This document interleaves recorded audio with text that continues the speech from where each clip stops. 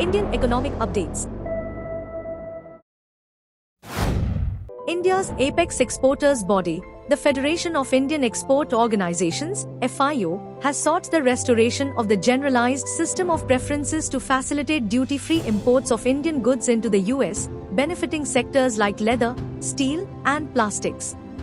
FIO has identified apparel, electronics, toys, footwear, and organic chemicals as focus sectors for boosting exports amid opportunities arising from America-China trade tensions under President Trump.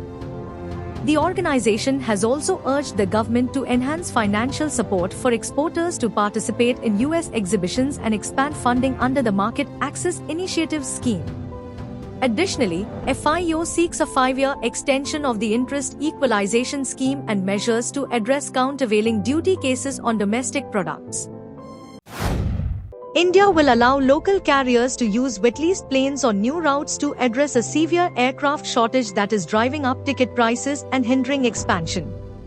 Indigo and SpiceJet are expected to benefit, with Indigo planning to lease up to 6 Boeing 787s from North Atlantic. This policy change will help carriers add new routes and boost capacity, thereby moderating airfares. Currently, over 100 aircraft are grounded due to engine and parts shortages. Indigo, with 2 Boeing 777s already wet-leased from Turkish Airlines, plans to start flights to London and Paris with the 787s. The government will ensure leases are only from countries with high safety standards.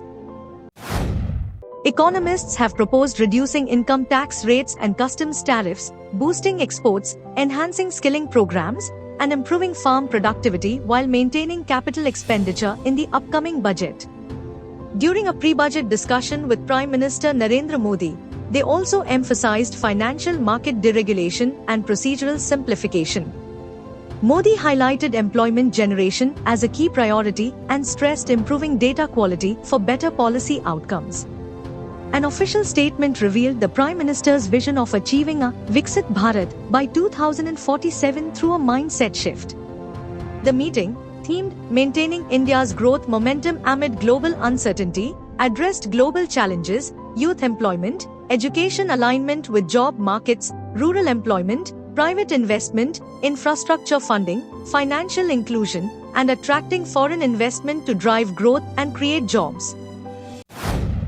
Union Railway Minister Ashwini Vaishnav, addressing the Lok Sabha, highlighted Indian Railways' initiatives in passenger convenience, operational efficiency, safety, and transparent recruitment.